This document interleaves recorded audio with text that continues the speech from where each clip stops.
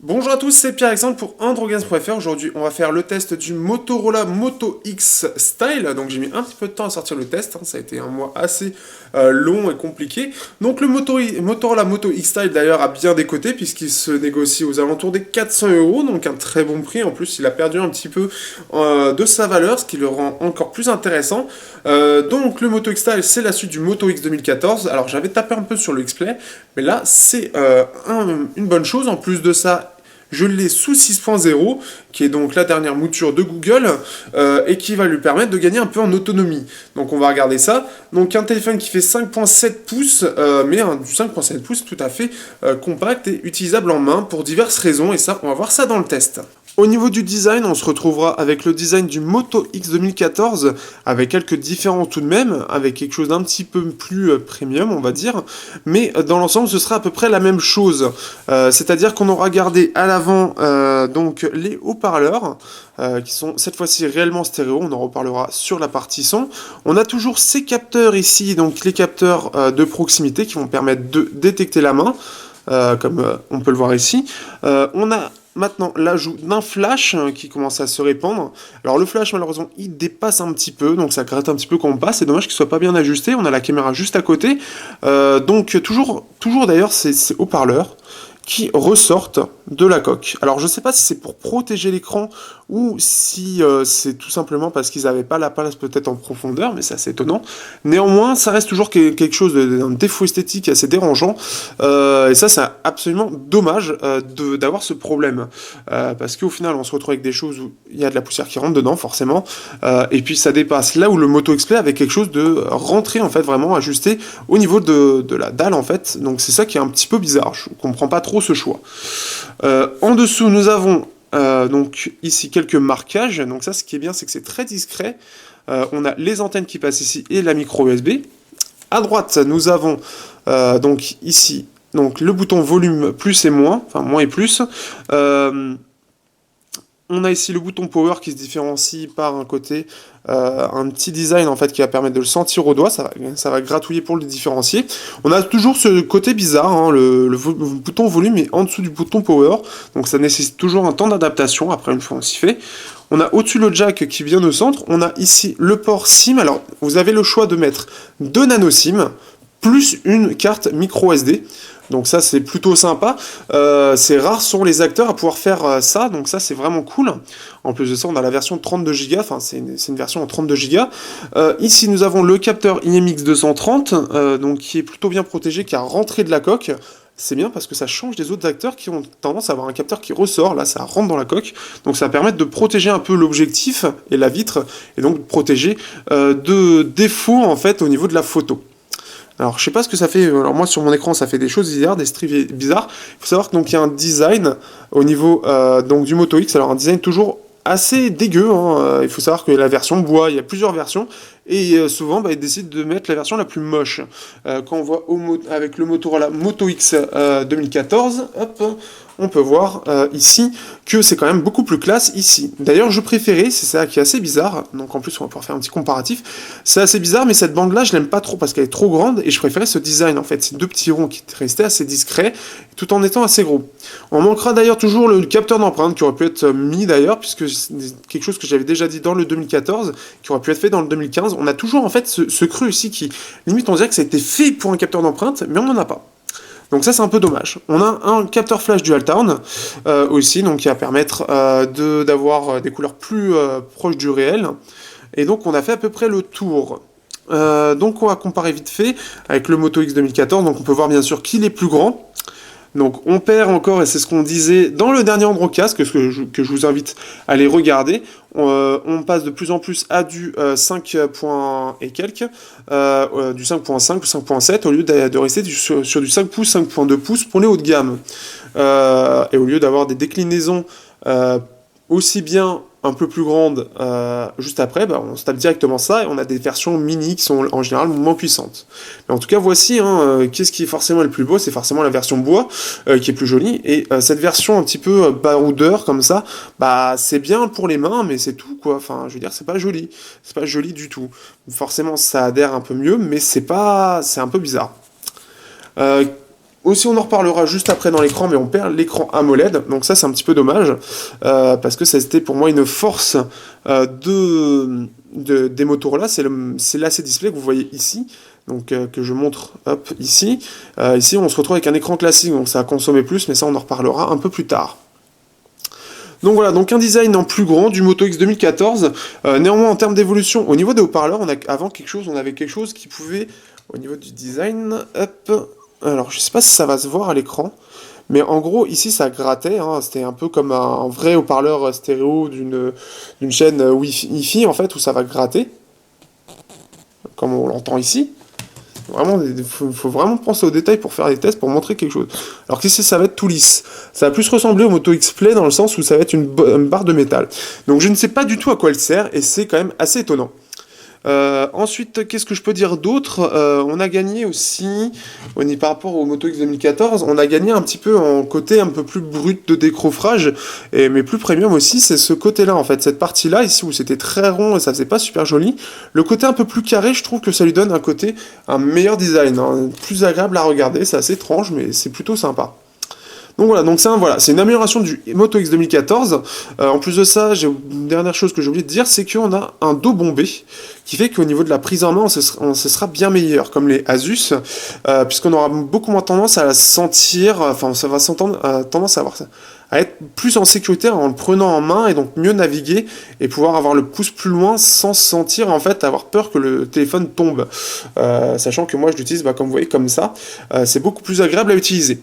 Donc voici pour la partie design. Donc voilà. Donc le regret c'est que voilà, c'est cette partie longue comme ça qui est un peu qui est trop longue en fait. Je sais pas pourquoi elle est aussi longue. Ils auraient pu faire plus court.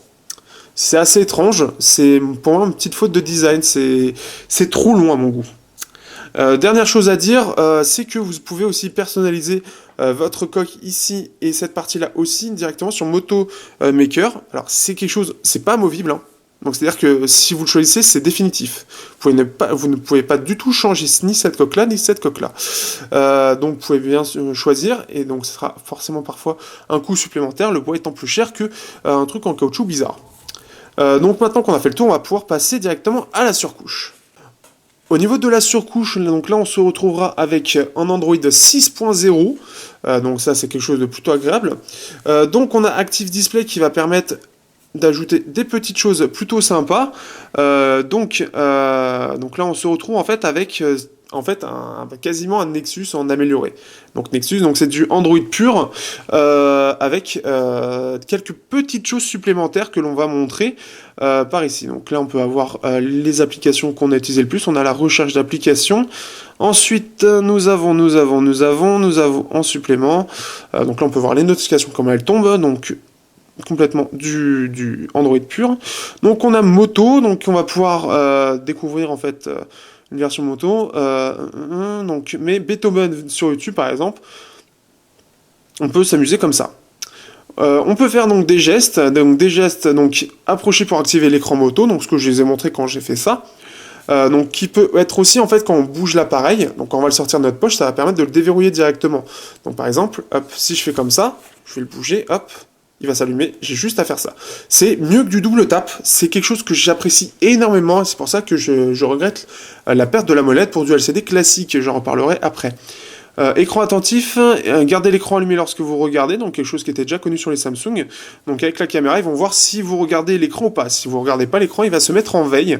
Donc ça, c'est une chose plutôt sympa pour ceux qui peuvent s'endormir devant l'écran ou des choses comme ça ou qui ne font pas attention.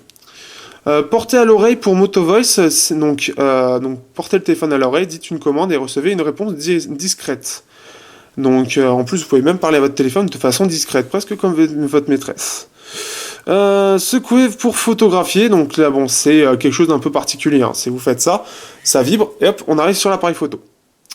Ensuite donc on a tranché pour éclairer, donc en gros c'est ça. Normalement il faut y aller franco.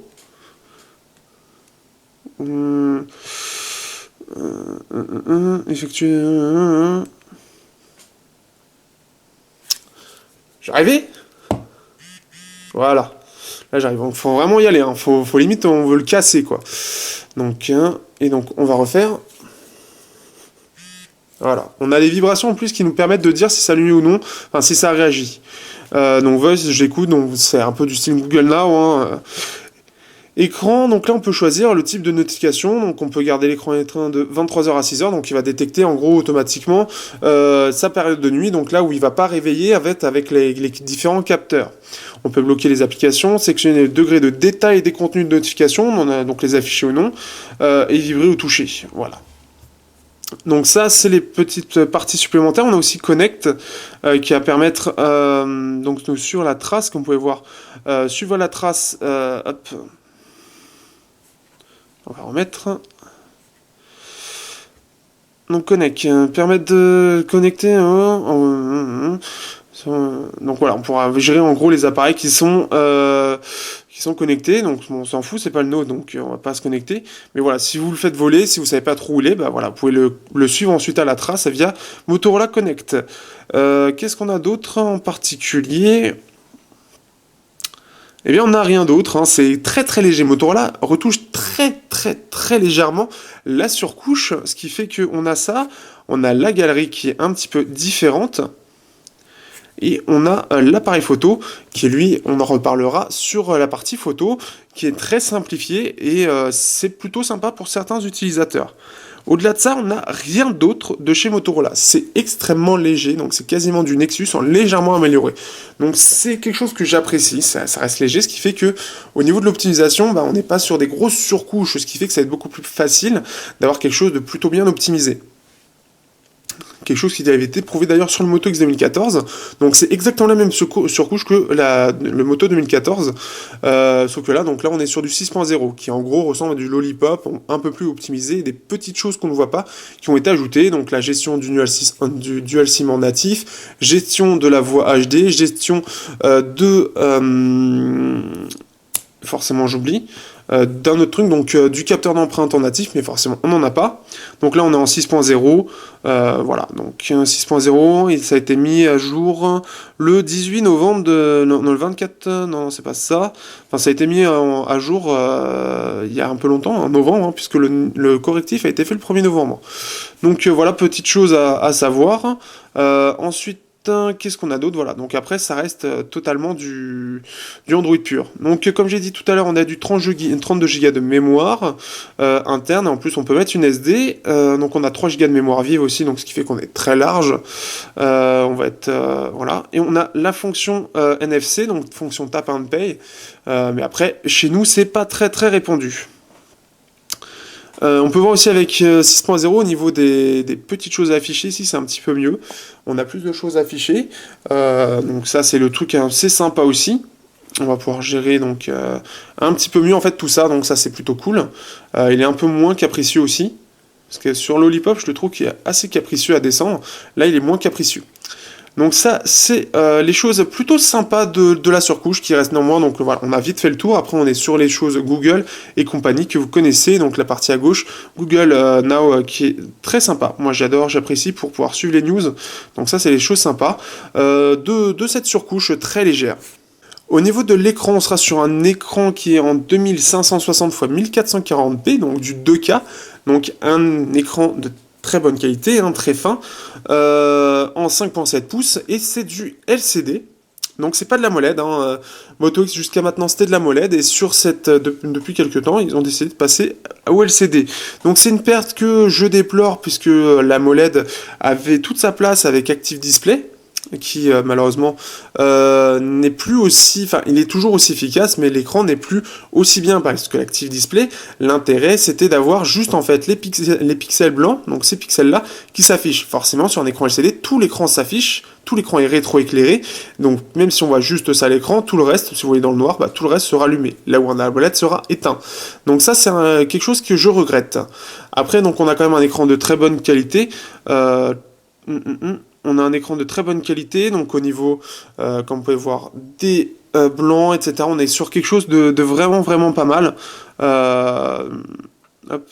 Au niveau de la luminosité, on est voilà, sur quelque chose aussi, on est quand même luminosité max, on voit plutôt bien, et luminosité minimum, on est sur quelque chose dans la bonne moyenne en fait, donc quelque chose d'assez faible, donc de quoi pas tuer les yeux le soir.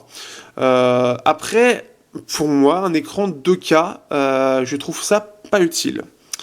Pourquoi? Pour moi, à part tout simplement comment dire, je vais arriver. À part bouffer de la batterie, bah ça sert à rien. Et pourquoi je dis ça? Bah, à part bouffer de la batterie, à part les Google Cardboard, enfin et à part de la lecture, on voit pas la différence. Tout ce que ça a mangé, c'est plus de batterie. On peut le voir que la plupart des appareils qui ont un écran 2K ont pas une très bonne autonomie, et ça c'est dommage. Donc on le voit sur le S6, on voit sur le S6 Edge Plus qui ont l'avantage d'avoir de l'AMOLED et un excellent processeur qui consomme très peu, mais là on est sur quelque chose qui consomme trop en fait. Là encore et encore sur ce Motorola, ça s'est bien amélioré avec Marshmallow qui consomme moins. Ensuite on peut voir aussi qu'on peut gérer donc les couleurs, donc ça c'est sympa, normal ou vif. Donc en vif, ça permet d'avoir quelque chose de plus saturé, mais c'est moins percutant qu'un AMOLED pour ceux qui veulent, mais au moins on a des couleurs qui sont très correctes, hein. On a des bons blancs et on a des couleurs qui sont tout simplement naturelles, proches du réel, hein. J'ai pas de grand chose à dire sur cet écran qui est tout à fait bien, mais je regrette l'emploi du 2K qui n'avait pas réellement d'intérêt à être utilisé. Après, je pense que c'est aussi pour faire la différence entre le Moto G en 720p, le Moto X-Play en 1080p, et donc là du 2K pour l'évolution bien évidemment. Quelque chose qui a été changé d'ailleurs je crois avec le Moto X-Force qui a un écran 1080p. Donc ça c'est vraiment l'écran qui est très sympa mais avec du 2K qui consomme, et ce qui fait que ça nous bouffe un peu d'autonomie. On aurait pu sûrement faire mieux. Au niveau du son, jusqu'à maintenant les Moto X, on aurait dit qu'ils avaient des haut-parleurs stéréo, mais c'était pas le cas. Et là c'est le premier à avoir un haut-parleur stéréo, qui est aussi avec le Moto X-Force. Ce qui est bien, c'est qu'il est très puissant.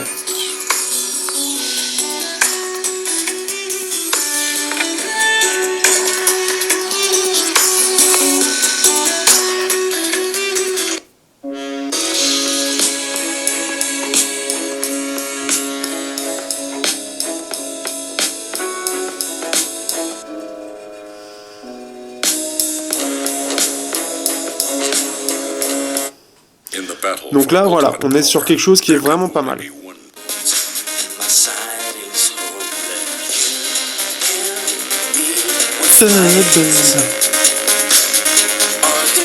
Donc voilà un petit peu ce que ça peut donner, donc ce qui fait que c'est des haut-parleurs très puissants dans le style des HTC. Alors je sais pas de quoi comparer, donc je pourrais pas vous dire à quoi ça correspond, mais c'est quand même super puissant, ce qui fait qu'on l'entend quand même très facilement.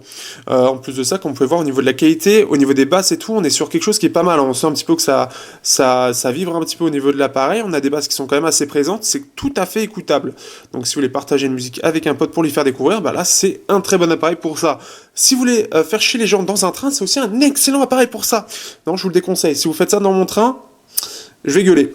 Donc ça, c'est sur ce côté-là. Sur le côté jack, on est sur du classique, hein, donc quelque chose de très bon aussi. J'ai pas de choses particulières à dire sur la prise jack, plutôt bonne. L'équaliseur maintenant donc voilà, en plus de ça, c'est quelque chose que j'avais oublié, on peut régler en fait si on veut des basses, etc. Ce qui fait qu'en basse dynamique, ça va avoir des basses un peu plus sympas. Et donc sinon voilà, donc quelque chose par contre que j'utilise pas du tout en jack. Je trouve ça, au final, je trouve que ça déforme le son, c'est pas terrible, c'est pas très efficace. Google là-dessus est toujours pas très très efficace. Ses concurrents font mieux. Donc TouchWiz, etc. arrive à faire de meilleurs égaliseurs que celui-là, que j'aime pas du tout, donc je n'utilise pas. Donc de base, heureusement que c'est de bonne qualité, il n'y a pas besoin de retoucher.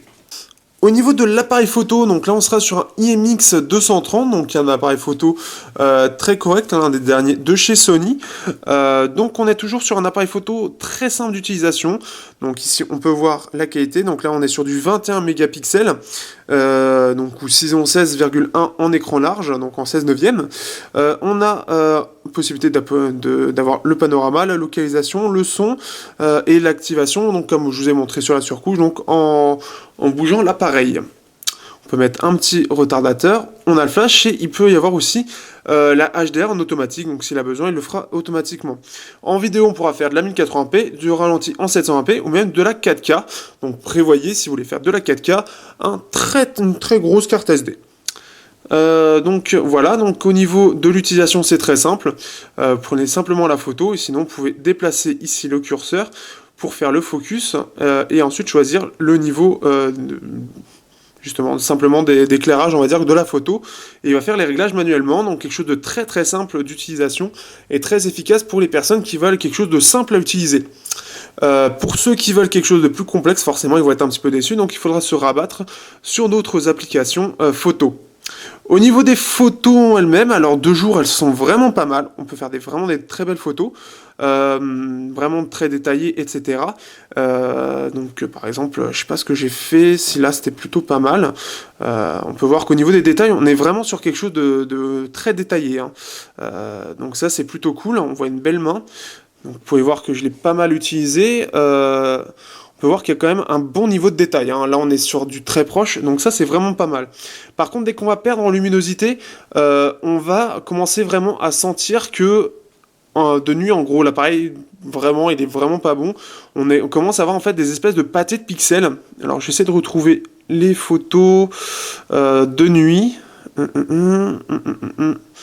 Donc là j'en ai plein, donc là en plus on va pouvoir voir, hop, niveau photo, alors là vous voyez bien... En plus, j'avais mal mis mes lunettes, hein, histoire de. Niveau photo en façade, on a quelque chose qui est plutôt pas mal, mais pas hyper forcément détaillé. Sur très correct, ce qui est plutôt bien, c'est qu'il capte plutôt bien la luminosité, mais comme vous pouvez voir au niveau de la qualité, c'est très effacé. On est sur quelque chose voilà, d'un peu basique. Donc de nuit, par contre, voilà, on va perdre vraiment en qualité. On va être sur quelque chose de très peu détaillé, on va avoir très peu de détails, ça va pas être très bien, très stable. On va voir, normalement j'ai une photo un peu mieux là-dessus, je sais plus où, il faut que je la retrouve. Non. Et en gros, en pleine nuit, vraiment, d'autres appareils photo, voilà, c'est là. D'autres appareils photo feront mieux. En fait, on a un sentiment voilà de pâté de pixels bizarre qui fait que c'est très effacé en fait et on sent que ça manque vraiment de détails. D'autres appareils font mieux que ça. Le Liam X230 de nuit n'est pas terrible, donc ça c'est vraiment le truc, ça sent tout de suite. Pourtant là c'est une rue qui est encore pas trop mal éclairée, mais vraiment il n'arrive pas du tout à faire des photos correctes. Donc là c'est le capteur en lui-même qui pose problème. Donc de jour c'est vraiment très bien, de nuit c'est catastrophique. Il fait vraiment moins bien que la concurrence et notamment face au S6 par exemple.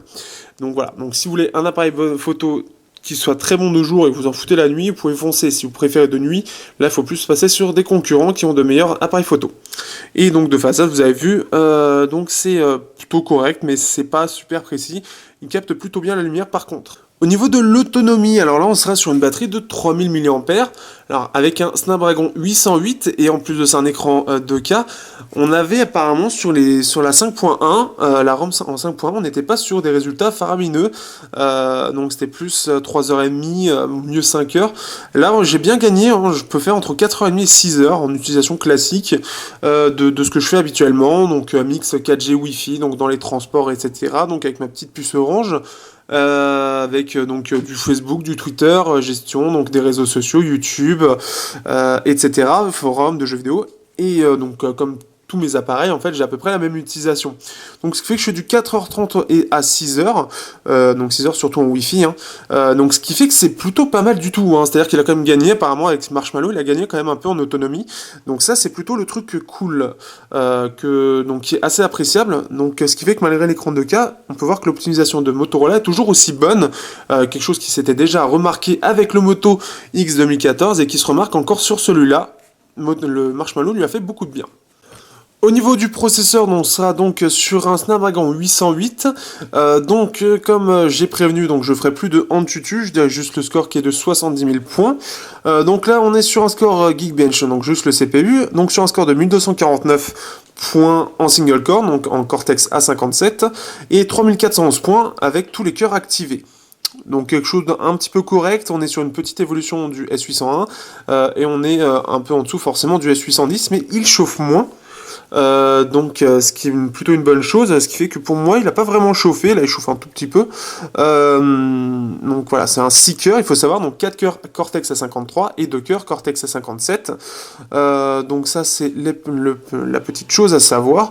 Donc voilà, donc un score correct, mais par exemple le Helio X10 lui fait 4500 points, mais néanmoins il a un score single core de 800 points. On se retrouve sur GFX Bench et GFX s'est mis un petit peu à jour et a ajouté deux choses supplémentaires donc avec OpenGL 3.1, donc on a maintenant Manhattan amélioré et la poursuite en voiture. Pour les anciens tests, donc Manhattan normal en OpenGL 3.0 et 2.0. Donc on se retrouve ici, donc le Motorola Moto X se retrouve plus performant. Donc là on est sur un Snapdragon 808, le Moto X seconde génération était en Snapdragon 801, c'est-à-dire qu'on fait des moins bons scores en jeu. Par contre si on était tous les deux en 1080p, là il ferait de meilleurs scores de 40%. Pareil sur T-Rex où il fait moins bien mais mieux en 1080p, donc parce qu'on a un écran 2K, donc forcément ça pompe plus d'énergie. Ensuite les tests ici, donc là globalement les tests on est bien supérieur sur des petits effets, des petites choses. Donc, et voilà, au niveau de la qualité, on est sur quelque chose de similaire, voire un petit peu meilleur du côté du Snapdragon. Au niveau des choses exactes, donc on est sur un Android 6.0, donc comme je l'ai dit, on est sur du 2560 x 1440, sur un 5.6 pouces. Hexacore, donc on est sur un Snapdragon 808 qui va jusqu'à 1,8 GHz. On a du OpenGL 3.1, on a 2,5 Go de mémoire vive, donc 500 sont pour le GPU. Donc voilà, donc ça c'est un petit peu, c'est la petite chose. Si on compare avec autre chose, on a le Google Nexus 6 qui lui est en Snapdragon 805. Donc la toute dernière mouture juste avant le 64 bits. Et là, il est meilleur en tout point, sachant qu'aussi le Nexus 6 est en 2K. Donc ce qui veut dire que le Snapdragon 805 est plus performant que le Snapdragon 808. Donc ça la fout un petit peu mal. C'est quelque chose qui est quand même assez intéressant, c'est qu'au final, on a un processeur qui a régressé par rapport au tout dernier Snapdragon avec l'architecture perso de... Voilà, on était sur un Adreno 430, je crois. Non, on était sur... Je sais plus quel Adreno c'était. On était sur un Adreno 420. Je sais plus comment s'appelle voilà. Mais bon, le Nexus 6 en tout cas fait mieux avec le Snapdragon 805, ce qui est quand même assez étonnant, voire même assez impressionnant. Donc là, on est sur une régression. Ensuite, si on cherche un peu plus haut, qu'est-ce qu'on va pouvoir trouver? On va pouvoir trouver le Xperia Z3 avec un Snapdragon 801, je vais y arriver, qui, pareil, même souci, forcément, fait moins bien, voilà. Le Samsung Galaxy A7, donc là, on se retrouve quand même avec des scores globalement supérieurs, sauf pour Manhattan, donc en 3.0, il fera un petit peu mieux. Donc lui, il est en 1080p. Au niveau de l'écran. Ensuite, si on va un petit peu plus haut, blablabla, allez, on monte.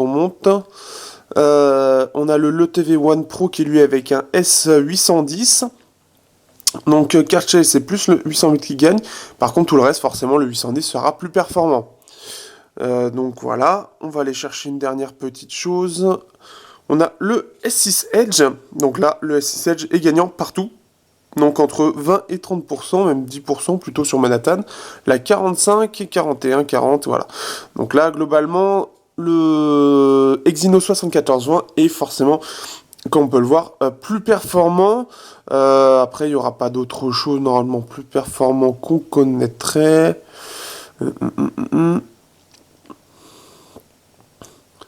Donc lui c'est... Hop.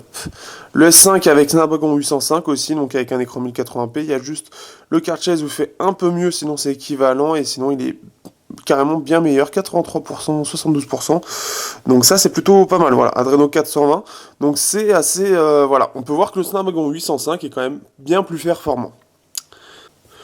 Au niveau des jeux, donc là on se retrouve sur Mortal Kombat. Donc Mortal Kombat est un jeu qui fait pas mal chauffer le téléphone. Alors on a l'avantage ici d'avoir un dos en caoutchouc, ce qui fait que ça encaisse bien, ce qui fait qu'on ne sent pas trop la chauffe, mais on sent qu'il chauffe quand même un petit peu. Donc j'imagine pour ceux en métal où là ça va plutôt bien se voir. Hop, là. Mais voilà, on peut voir en tout cas que le téléphone, voilà, donc il encaisse bien, forcément, il a quand même un processeur graphique qui est assez performant, sauf que forcément il va chauffer un petit peu, alors là il est assez épais, ce qui fait qu'il va moins chauffer que la plupart de ses concurrents, mais il va chauffer un peu et perdre un peu par rapport à d'autres, notamment le F6, où il sera moins performant dès qu'il sera vraiment en chauffe. Donc là on se retrouve sur Modern Combat, donc forcément sur Modern Combat, il va plutôt bien gérer, hein, donc forcément il est quand même bien performant, mais comme on peut le voir, il est quand même moins performant qu'un S801. Mais bon, au-delà de ça, voilà, hein, la plupart des jeux tourneront, même tous les jeux tout simplement, puisque tous les jeux sont adaptés pour être sur un maximum d'appareils, et comme ceux-ci sont les plus performants, il reste quand même largement performant et répandu, forcément il va faire tourner à peu près tous les jeux sans problème. Sauf si le téléphone surchauffe, ce qui est un peu connu des derniers Snapdragon malheureusement, mais n'ayant pas eu ce problème, je me plaindrai pas en tout cas sur cet appareil de surchauffe. Il a su bien encaisser en tout cas en général, donc pas de soucis de ce point de vue là. On se retrouve sur un bon vieux Nova 3, donc là la version gratuite du jeu. Donc un Nova 3 qui a plutôt très bien vieilli comme jeu, il a déjà quelques années et tourne toujours aussi bien. Donc là bon c'est juste pour montrer que ça tourne bien. Mais voilà, c'est un jeu qui tourne bien encore et qui reste beau aujourd'hui, donc vous pouvez le découvrir encore aujourd'hui. Dans une très bonne version, très bonne qualité, en tout cas il tourne tout à fait bien, donc c'est très agréable. Comme vous pouvez le voir.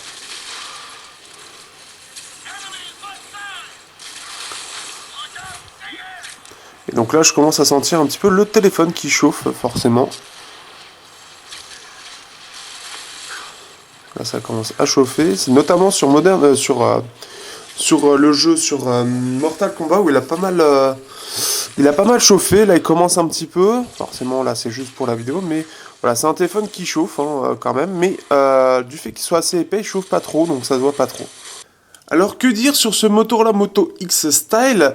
Eh bien c'est une bonne version, une bonne évolution du Moto X 2014. Donc en version phablette, c'est ça qui est dommage, il a perdu son côté compact, quelque chose qui disparaît de plus en plus, comme je l'ai dit, comme dans Androcast, où voilà, on est sur quelque chose de mieux mais plus grand malheureusement.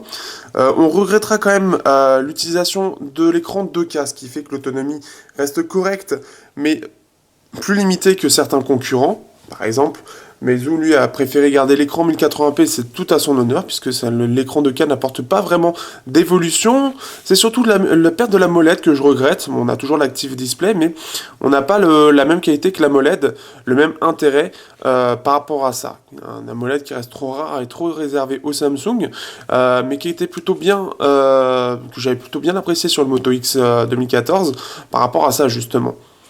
Après niveau design, donc c'est plus en fait cette partie-là, design qui est peut-être mal choisi, du moins pour la France, ce qui fait que ça le rend pas super beau, mais par contre son côté arrondi épais permet une bonne prise en main, donc ça c'est plutôt cool. Le capteur lui de photo, comme on l'a dit, donc lui il est plutôt bon, mais pas en basse luminosité, donc ça c'est un truc un petit peu dommage. Mais voilà, on est sur un appareil photo, voilà, on est sur un ensemble quand même qui est vraiment pas mal. En plus, il a perdu un prix, ce qui fait qu'il se retrouve aux alentours des 400 euros. Il est un peu plus équilibré que le LG G4, qui est assez ressemblant en termes de design, le côté arrondi, le côté bombé, et niveau performance, puisqu'il a le même processeur et les mêmes pixels.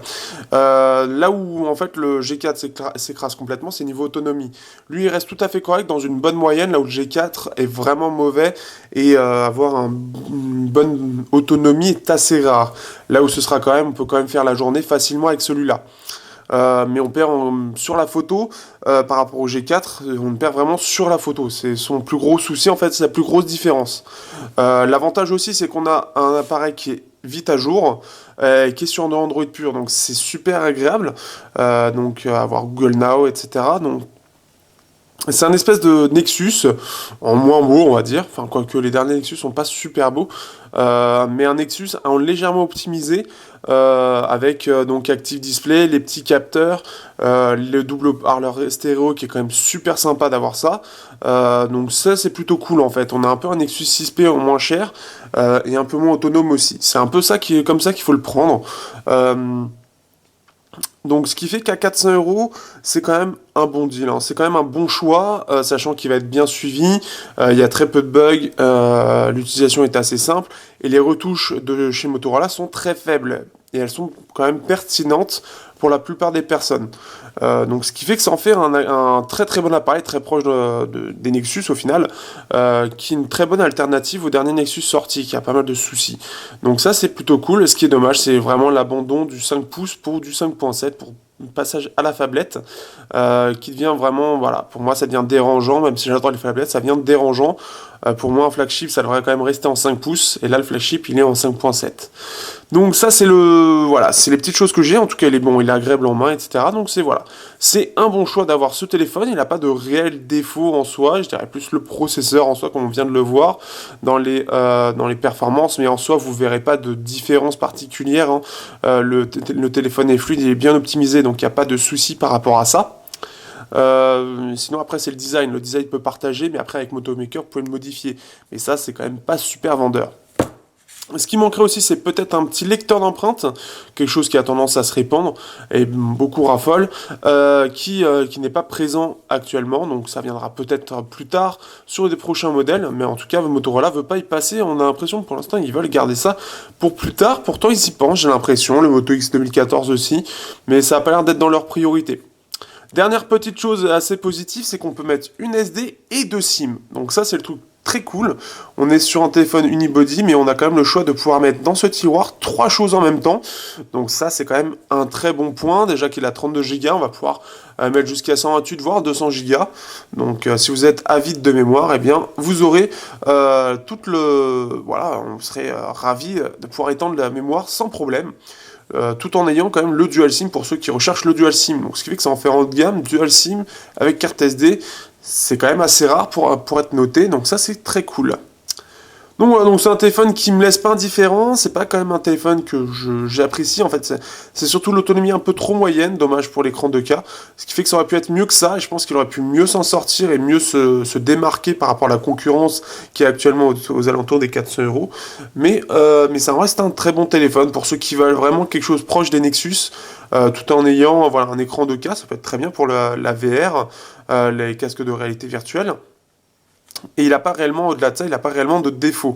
Après, chacun son avis par rapport au design, mais il n'a pas réellement de défaut. Donc ça, c'est quelque chose d'assez positif. Le choix en plus du 808 au lieu du 810, c'est quand même pertinent aussi, puisque le 810 surchauffe beaucoup trop. Donc voilà, sur ce, à bientôt sur androidgames.fr pour un prochain test. Si vous aimez ce que nous faisons, n'hésitez pas à les partager sur les réseaux sociaux, liker nos publications, commenter aussi sur nos vidéos ou nos différents articles, partagez aussi vos impressions, nous serons très heureux de les recevoir. Sur ce, à bientôt pour de prochains tests sur androidgames.fr.